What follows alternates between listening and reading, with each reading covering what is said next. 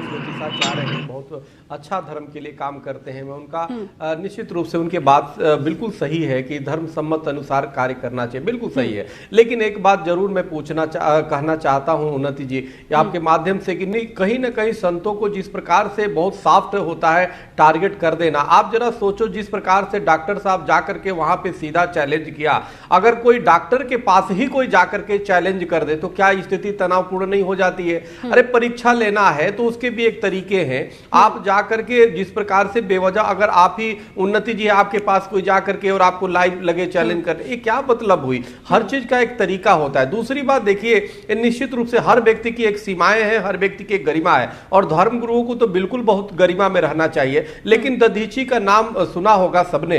दधीची ने अपनी हड्डियों की दान दे दिया लोगों के मानव के कल्याण के लिए। लेकिन उसके पहले का इतिहास थोड़ा लोग पढ़े तो वही दधीची देवताओं को कई बार युद्ध में पराजित करने का काम किया, यानी कि कई बार आवश्यकता पड़ने पर असुरों को भी हराया, देवताओं को भी हराने का काम किया। लेकिन जब मानवता की आवश्यकता हुई तो अपने देह को भी दान कर दिया, हड्डियों से उनका असुरों का संहार हुआ। सवाल इस बात का है, महर्षि दुर्वासा का आपने नाम सुना होगा। दुर्वासा ऋषि बहुत ही क्रोधी थे, बात बात में श्राप देने का काम करते थे। तो अपनी अपनी वृत्ति होती है, कोई को मुंह से गाली देने लगे। लेकिन आप ये देखो कि किस कंटेक्स्ट में वो बोल रहे हैं। और कोई भी वहां पे जाने वाला भक्त, क्या अगर कोई शिकायत कर रहा है कि जी हमसे ठगी कर लिया या हमसे वो कर लिया, उन्नत जी आपको हम में आस्था या हमें आप में आस्था हो या रावत जी में आस्था हो, हम आपको लाखों रुपए दे दे या सब कुछ दे दे, तो उसमें हमें लगता है किसी तीसरे को आपत्ति नहीं होनी चाहिए। वह उसकी गुरु और शिष्य की बात है। हाँ, अगर वो कंप्लेन करता है, शिकायत करता है कि मेरे से इन्होंने ठगी किया, तो कोई बात हुई।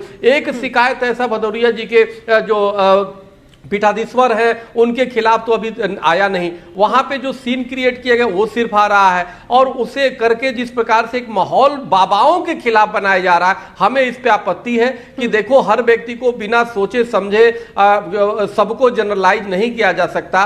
लोगों ने इस देश को सींचा है, संतों ने इसको सींचा है, संतों के बल पे ही ये देश कभी विश्व गुरु हुआ करता था। तो एक किसी बाबा को हम जब इस तरह से टारगेट करते हैं तो उसके आड़ में कई बाबाएं टारगेट हो जाते हैं। हमें याद है कि जब आसाराम बापू जी पे जब ट्रायल हुआ था, उसके बाद बाबाओं की कोई भी सीधे साधे शरीफ और सज्जन, चाहे कितनी भी तपस्वी बाबा जाते थे तो उन पे भी लोग टिप्पणी करते थे, उन पे भी कमेंट करते थे। तो एक जो प्रोपेगेंडा फैलाया जाता है बाबाओं को पकड़ के जानबूझ करके, इससे मुझे बहुत, मैं आहत हूं, इससे मैं बहुत दुखी हूं कि सभी बाबाओं को जो टारगेट और सनातन धर्म को किया जाता है, इससे कहीं ना कहीं हमारा देश कमजोर होता है। क्योंकि बाबा, ये संत, ये जितने त्यागी तपस्वी लोग हैं, सभी लोगों की वजह से देश मजबूत हुआ है और मजबूत है, और हमारी हिंदू सनातन संस्कृति अगर सुरक्षित है तो संतों की वजह से है।